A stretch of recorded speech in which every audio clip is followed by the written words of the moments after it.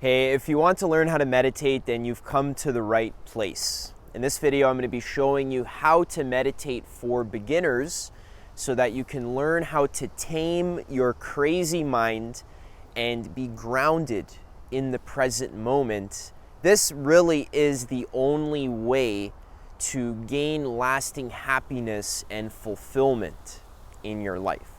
And this isn't just my opinion. This is something that has been spoken about for thousands of years in many different wisdom traditions. In Buddhism, which is where my background is in a lot, but this is very popular in Hinduism, in Christianity, in Islam, and all over the world. There is different styles and forms of meditation. There's over 100,000 different ways that a human being can learn how to steady their mind, how to focus and concentrate and be present, how to cultivate wakefulness and clarity and compassion, loving awareness. This is so key for learning how to feel connected to life, to be connected to your source. This is the source of fulfillment. Have you ever heard people say that fulfillment doesn't come from external things? It doesn't come from money or sex or drugs or whatever. You have to cultivate fulfillment internally within your own heart.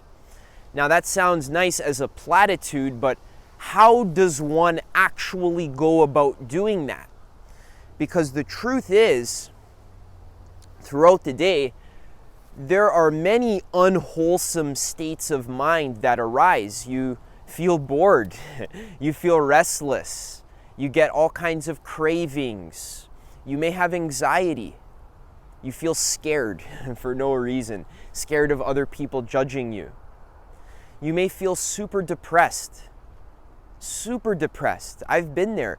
There are all kinds of unwholesome states of mind. Anger, wanting to kill somebody, being super aggressive with yourself, being afraid all the time. So with all of this crazy mind that we have, how can we learn to cultivate a lasting state of fulfillment? Not just a temporary state of fulfillment that's like taking a drug. You know, you smoke some weed, you feel good for 30 minutes, for an hour, but then the next day it's gone and you're back to craving. You're back to suffering. You're bored again. You're restless. Now you need another hit. This is the cycle that I was in when I was 16 years old. I was just constantly chasing after the next hit of dopamine, the next hit of entertainment in video games, YouTube videos, watching porn, smoking weed. This is all I would do all day. And I found that it doesn't matter how much stimulation I got, still I wasn't able to feel happy. It doesn't matter. I could play video games for 20 hours and I could smoke weed until I was so high I couldn't even come back down. It doesn't matter. Still, I wasn't fulfilled. So when I was 16, it was like 3 a.m. I've been playing video games for weeks straight. And then something just clicked in me. And I realized, what am I doing? This endless pleasure seeking is not the way I'm meant to live. There has to be a different way to gain lasting fulfillment and happiness. Something has to change. So I tried disciplining myself. I tried forcing myself to quit and never playing any video games ever, never smoking any weed. And then I found that this being forceful with myself was too strict, and it would never last. I would always burn out. So after searching for answers, eventually I discovered this YouTube channel that introduced me to meditation. And I went on a Vipassana retreat and I learned how to meditate. And my teacher told me to do the practice that I'm going to be sharing with you in this video. And I found in the beginning it was very difficult. For the first few years, it was difficult. But my teacher told me, he said, you need to have a long-term vision. You're not going to get results right away. You're going to need to work with it and practice for years. But the reason why it's worth it is because this is the only way to retrain your mind to not always be distracted chasing for pleasure in the future. This is the only way to train your mind to be fulfilled permanently. In any situation, it is possible to feel happy, fulfilled, loving, peaceful. It is possible to reach the state of enlightenment, you can say. In this lifetime, it is possible. People have done it. The Buddha did it. My teachers have done it. I've gotten glimpses of it. I'm still practicing. But it is possible to awaken, to feel happy permanently in this lifetime. But it is going to take some effort and some work, some exertion in the practice of meditation. After 5 or 6 years of practicing, I found that I was able to just be peaceful, just being the way I am. My addictions lessened. They became easier to manage. I became more loving with myself. I was able to be gentle and kind with myself. And thus, being able to be gentle and kind with other people. I was able to help people, to coach them, or even just to, the other day I ran into an old friend of mine in the park, and I mentioned something about meditation, and he started asking me questions about his addictions, and we had this long, hour-long talk, and I helped him to give him a strategy to reduce his cravings and his addictions by practicing meditation. So now, where I'm at now in my life after 8 years, I'm at a place where I can help other people be happy and free from this endless craving, this endless suffering that they talk about in Buddhism. So the point, all of this to say, is that meditation can completely transform your life and can turn you into a shining example of a human being that is awake, that's kind, that's compassionate, that's powerful, that is good, the embodiment of goodness and truth. That is possible, but it's going to take some exertion in the practice of meditation. So let's begin. First, I want to be very clear. I already said it, but I want to be very clear that when we are talking about meditation, we are actually talking about literally the only thing that can make you happy and free from suffering in your life. I just want to be very clear on this point here. It literally does not matter how much money you have in your bank account, or how beautiful the girl you're having sex with is, or how rich your boyfriend is, or how nice your body looks, or how popular you are, how famous you are. It doesn't matter if you're a celebrity and you have an island mansion and a helicopter pilot to take you. It does not matter. Because at the root, at the core, your mind is what creates suffering, not your external circumstances. I'm sure you've read stories, you've seen many celebrities that they have the money, they have the status and the sexual options, they have the health, they have the beach villa, yet still there's these scandals of them being addicted to drugs, being aggressive, getting in fights, being dumb, being ignorant, not knowing the truth, wasting their lives in frivolous, petty nonsense, not being grounded and established in awakened mind. It doesn't matter what your external circumstances are. Still you suffer because your mind is actually wired to always chase and always crave. Because you just haven't tamed it. You're not willing to sit down and to actually hold space for your mind. You don't want to look at your mind. It's not like it's someone else's fault that you're suffering. It's your own ignorance ignorance. You're actively ignoring your mind. You're afraid of what kind of nasty, disgusting, decrepit demons you might find in there. You're afraid of cracking open the lid.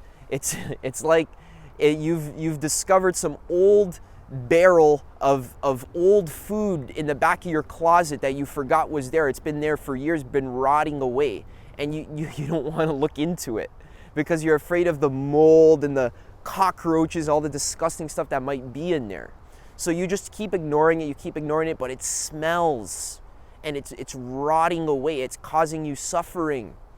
It stinks. So you're always lighting perfume, trying to get rid of this disgusting, rotting smell that's at the back of your closet, the skeletons. You don't want to go in and clean it out because that's going to take work. You're going to have to face the truth. You're going to have to actually look with your eyes and see what's in there. You don't want to do that. So you run away, and you actually spend, in Buddhism, they say you spend countless lifetimes running away from this mind, this untamed mind. This mind is always chasing after things, craving things, and is hating other things, being aggressive, judgmental. This mind will not stop causing you suffering. Doesn't matter what your external circumstances are. Yes, human beings do need a basic foundation of some food and some water and a little bit of companionship and shelter and warmth.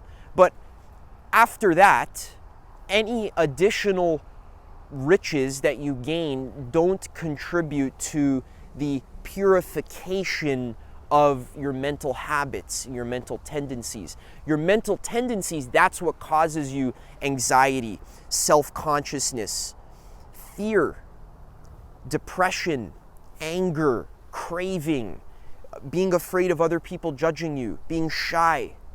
All of this is because you're not practicing meditation. And I want to be very clear, meditation is not a Buddhist thing. It's not even a religious thing. When I was younger, no one told me about meditation. I thought meditation was just for like 45-year-old yoga moms that just want to be cool. I thought it was like a trend or a lifestyle. I didn't know that meditation was something that anyone can do. I didn't know that I probably should have been meditating since I was 5 years old, because in the West, nobody teaches you this. So that's why mindfulness and meditation is becoming this big movement, and that's why I'm going to teach you how to do it now without further ado, all right? So, meditation for beginners. So when we learn how to meditate, the first thing you need to understand is how to sit properly. No, you cannot sit in any way that you want. No, you can't meditate lying in your bed underneath the sheets. No, you can't meditate when you're driving to work or when you're in the shower. Sure, you can meditate in all of those positions when you get a little bit better at the practice, but when you're starting out, and even when you're a master, you need to learn how to sit properly. You need to have the proper posture. Very, very, very important. In fact, in Buddhism, they say that the posture is everything. Without a proper posture, there really is no meditation, because you need to be able to sit upright. So the best way to have a good posture, I'll put a picture on the screen here, is to have some kind of cushion underneath your butt. It could be a meditation cushion. It could be a folded blanket or a folded pillow, but you want to have something underneath your butt to support you. Cross your legs. Your knees don't need to touch the ground. Okay, if there's some space underneath your knees, that's fine. Back straight. Head is facing forward and is pointed slightly down. So you're looking ahead of you, maybe 6 feet in front of you, and you're looking slightly down. Not all the way down, not all the way up, but head is slightly lowered. Eyes are slightly lowered, looking ahead of you. I like to meditate with my eyes open. I've done eyes closed, that works as well. Eyes open is great. I recommend having open eyes, looking 6 feet ahead of you. Loosen your gaze a little bit, relax your jaw, and you can put your hands on your knees with your palms facing down, hands on your knees. Okay, keep that spine straight, and now you are sitting like a proper human being. Your spine is straight, you're erect, you're a full human being. When you're slouched, that's like you giving into your neurosis and your mental tendencies and habits. So when you're erect, it's like you're facing reality fully. Your heart is open. You're open to receiving the moment fully. You're awake. You're clear. You're not slouched. You're not falling asleep. You're not thinking about something else, but you're there. You're sitting like a king on his throne or a queen on her throne. You're sitting in your dignity as a human being. Your meditation cushion will become your throne. You should feel this kind of like relaxed, gentle kind of pride for meditating. There's nothing wrong with feeling pride when you're sitting in your meditation posture. This is like an awakened kind of pride. It's not like an egotistical pride where you think you're better than everyone else. This is more like a natural pride that comes from just being human, being open, being awake, being able to accept the moment as it is. This posture is very important for many reasons, mainly because it helps the energy to flow fully in your channels and it helps you stay awake and clear. So holding your posture is extremely important because this is the discipline aspect of your meditation. So you set your timer on your phone, or you can have a digital timer, whatever it is. Set the timer in the beginning for 20 minutes. Okay? No more, no less. If you do less than 20 minutes, the problem is that your mind doesn't have enough time to settle down. If you're only meditating for 5 minutes, 10 minutes, it's almost like the meditation is done before it even starts. So at least 20 minutes is perfect for beginners.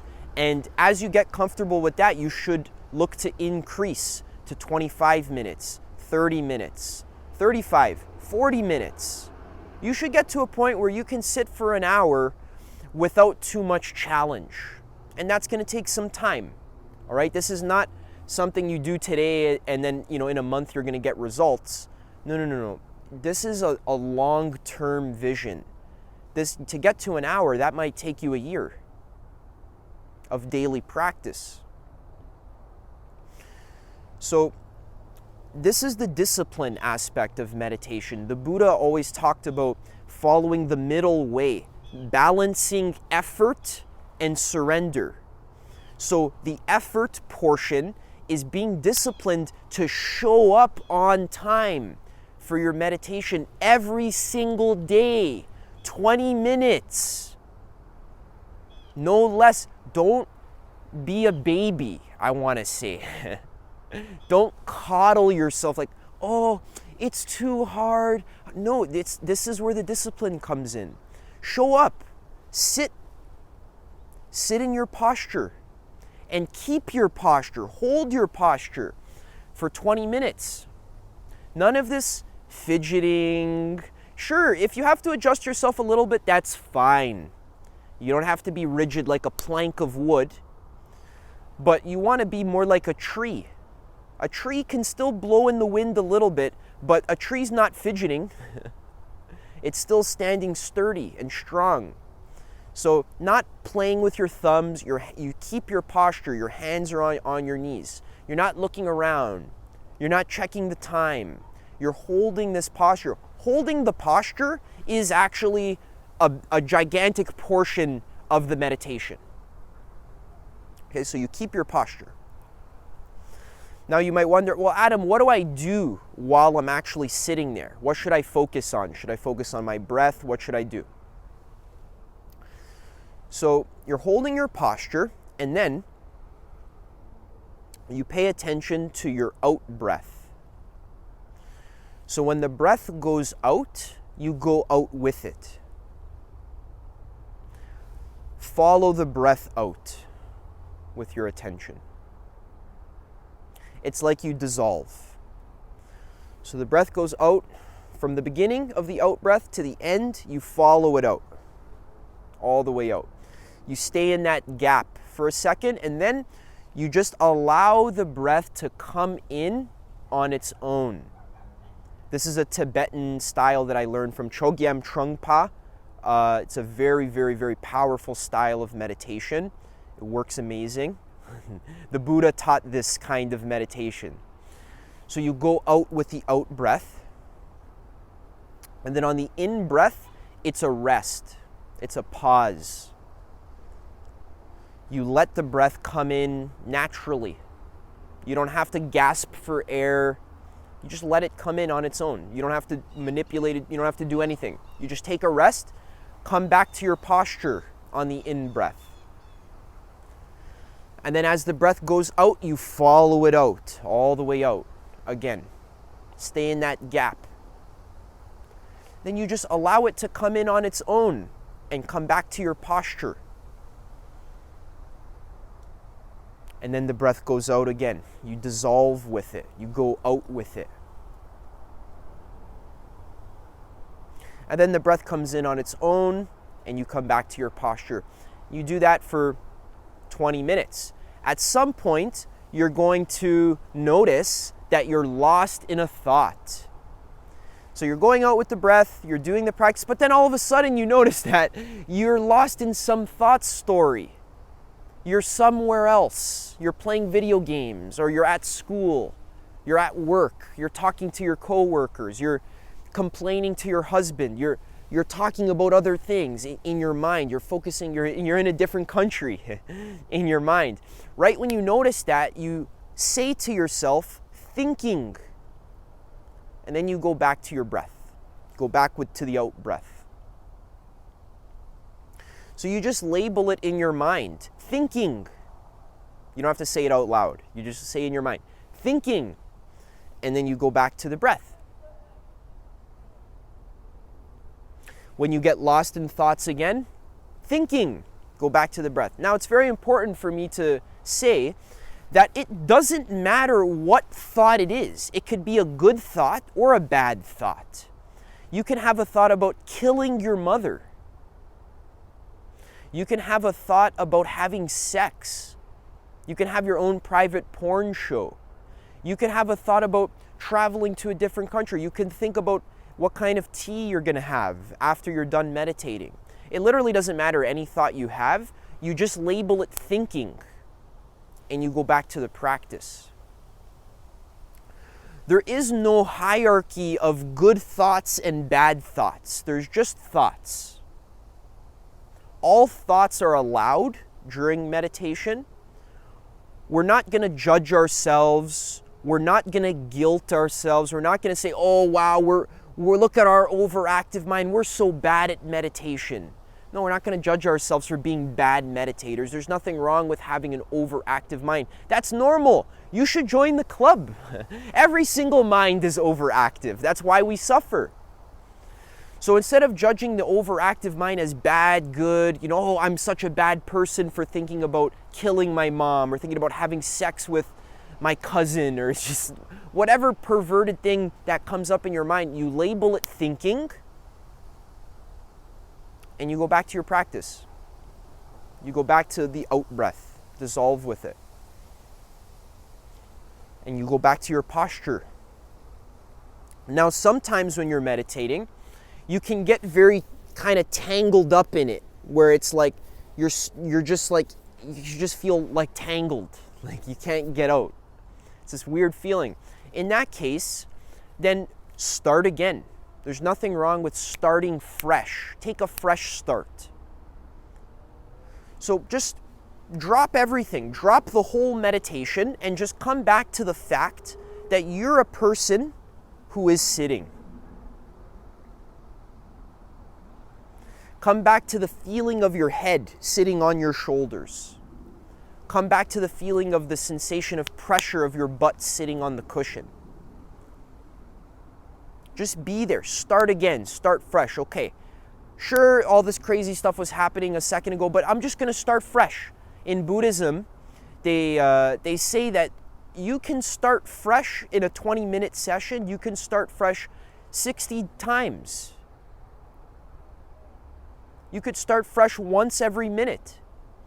So there's nothing wrong with starting fresh. All right? And you do this practice until the timer goes off. Then what I like to do is I just like to dedicate the energy, the positive energy that I've just cultivated, I dedicate that to the welfare of all beings. Through this practice that I've just done, may all beings be happy and be free from suffering. Or you can say, may this practice contribute to my enlightenment and my freedom from suffering states of mind, and may I attain awakening so that I can help all beings do the same.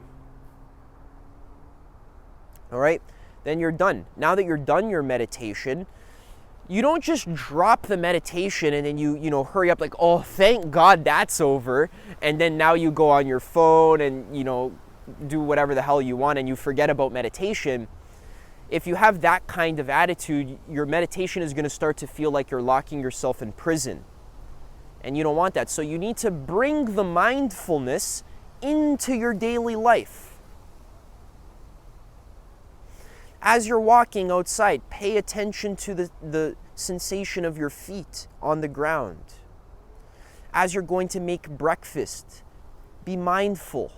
Where's your thoughts? Come back to the breath. See if you can maintain mindfulness of your breathing throughout the entire day, not just only when you're meditating. This is something that you need to live. It needs to touch every part of your life. On meditation retreats, the classic Buddhist way, and in many different cultures as well, the meditation is a living thing. All your chores, when you're putting a shirt on your body, you're mindful of the raw sensation of the fabric touching your skin. So you maintain mindfulness throughout the whole day. This is very important, and this is really what takes your sitting practice, which is essential, and that's what brings it into the rest of your day and actually allows it to positively impact your life and to actually change you and transform you as a human being. In Buddhism, they call it post-meditation practice. So there's meditation practice, and then there's post-meditation practice. After you're done meditating, you continue maintaining that awareness, noticing when you're in a different country in your thoughts, and then returning to the breath, labeling thinking, and returning to the breath. And you might think, well, Adam, this sounds like so much work. Like, oh, I have to always be aware. That sounds like this heavy burden that I have to carry with me throughout my whole life. Can't I just let go and relax once in a while? And yeah, I'm not saying you need to be a stickler. You have to be anal and that you can never, enjoy your life. I'm not saying that. I'm saying that maintaining mindfulness is not a heavy burden. Actually, in the beginning, it might seem to be a little heavy of a heavy burden, but over time, as you keep practicing, you'll notice that mindfulness actually is light. That's the light way to live. The real heavy burden is what your mind is normally doing when you're not mindful. It's thinking about a million different things, and it's angry at that bitch at work. Or it's angry about this thing that happened in my video game, or my business, or I'm afraid of my money, I'm afraid of my girlfriend, or whatever. That's the real heavy burden. Your depression, your anxiety, your cravings, that's the real heavy burden. Mindfulness awareness, being aware of the breath, dissolving with the breath, that's not a heavy burden. That's light. That's freedom. That's wakefulness, clarity. That's what you want. So you need to have a little bit of discipline to build this habit. Enlightened monks, they say, sometimes they want to test their brain to see what happens to their brain while they're meditating. So they put these electric cathodes on their brain so they can measure their brain wave activity. And the scientists, they'll hook them up to the machine and they'll say, okay, start meditating. And the monk will laugh. He'll say, as if I could stop meditating. So meditation is all about building this momentum of mindfulness, this habit. Mindfulness is like a buzzword. Like, what does that even mean? It means being there on the spot. Mindfulness is being present with what is. Being here.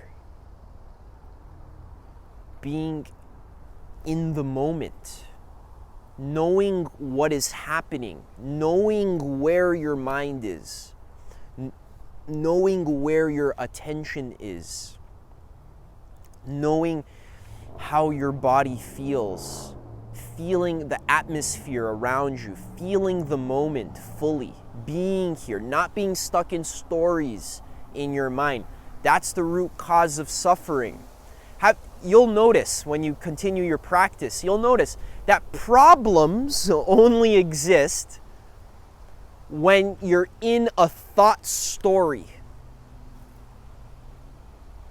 It's very deep. I want you to grasp this if you can. A problem actually is just a story that you're telling yourself in your mind. When you're here, when you're really here, when you're actually connected to the breath, to the sensations of now, you're actually present with what is. You're on the spot. You're here. There can't be a problem. Because a problem only arises as a concept. A problem is a category in your mind that is compared to things that aren't problems. But when you're present in the moment, there is no mental activity that's going on. Or if there is, you're aware of it. The Buddha said, I too use concepts, but I'm not fooled by them. So you can still use your mind, but not be fooled by your mind, thinking that the stories that you tell yourself about how terrible your life is, or about all the bad things that are going to happen to you if you can't pay your rent, or if this person rejects you, or all of these stories that you're telling yourself, you don't have to take them so seriously anymore. And you can have a kind of sense of humor about your life. You don't have to take life so seriously. You can laugh at the seriousness of life. You can be light. You can be playful. Now you can really be fulfilled internally. You can enjoy your life. You can have fun. You can be your authentic self. You can help other people be happy. You can inspire other people or educate people just by your embodiment of the teachings yourself. You're embodying the path. You are a living Buddha. Meditation is not about becoming a Buddhist. It's about becoming a Buddha, an enlightened one. Knowing who you are, being awake, knowing the truth, knowing what is real, what is good, walking the path. That's what it means to be enlightened, to be happy. It's possible. It's possible for you to become a Buddha. People are doing it every day. People have done it. They've laid teachings. And when I say becoming a Buddha, it's the same as becoming a Jesus, or becoming a Muhammad, or becoming Krishna, or becoming Moses, whatever it is. It's just becoming an enlightened being. There is no category and hierarchy of enlightened beings. There's one awakening. The realization of oneness, knowing who you are.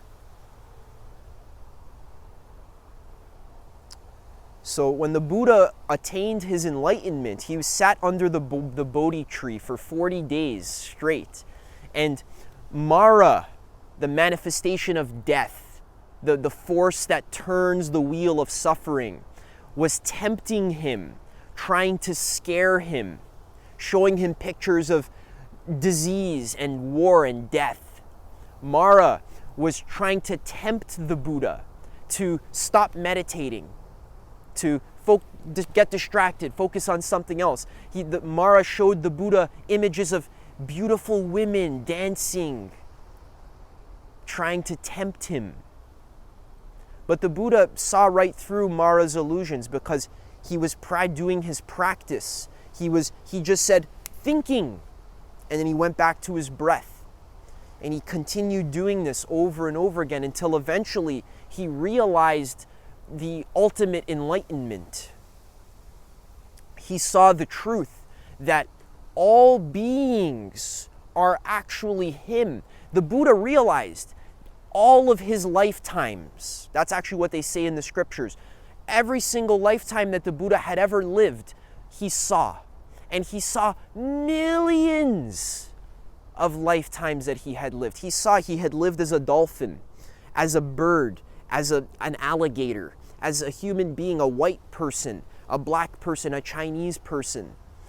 He lived as an alien on a different planet. All the different lifetimes, tons. He saw all of them. He saw that he was a mother to all beings. He was every being's mother. And every being was his mother at one point. So he glimpsed the truth that he is one with all things. And he also realized interdependent origination, which is a fancy word for the realization that all things are interlinked to each other and depend on each other. All things are caused by all other things. That's a different topic for a different video, but he realized the truth of enlightenment, and it was so profound, it was so freeing that Mara, the god of death, the force that drives the wheel of suffering, Mara never tried to tempt the Buddha ever again, because the Buddha saw through his temptation so clearly that Mara was just like shattered, was dissolved, and never came back. The Buddha attained nirvana. And it was so profound, it was so amazing that after the Buddha spent some time in nirvana, there was one thing that caused him to be sad. Because when you're enlightened, there's really nothing that can make you sad anymore, because you have the practice of returning to the breath. You can be aware in all moments. Nothing can affect you. But still, there was one thing that made the Buddha sad in his heart. He looked upon the millions of other beings and he saw how much they suffer. He saw their cravings, their anger, and their delusion. He saw how much suffering is in samsara, which is the unconscious life. He saw beings being tortured, being killed, craving, never satisfied, hurting each other. So he wanted to help because he helped himself. He saw the path, the end of suffering. He achieved it. But he didn't know how to tell other people because it's kind of radical. People wouldn't believe him. They would think that he's crazy. They'd laugh at him. So he didn't know how to share the teaching. So the Buddha actually wanted to keep the teaching to himself. He wasn't going to teach anyone. It wasn't until one of his disciples, Ananda, his most famous disciple, his closest attendant, Ananda begged the Buddha and said, "Buddha, please teach us what you know." And the Buddha said, "No, I can't. You won't understand." Ananda said, "Listen, I know that not all of us will understand. but some will. And the Buddha realized, yeah, you're right.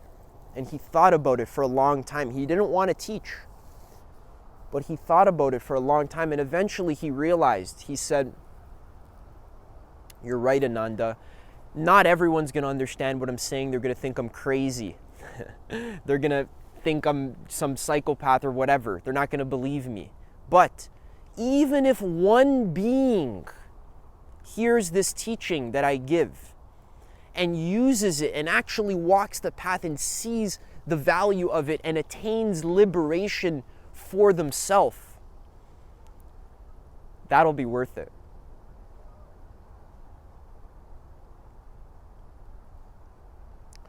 So the Buddha taught. And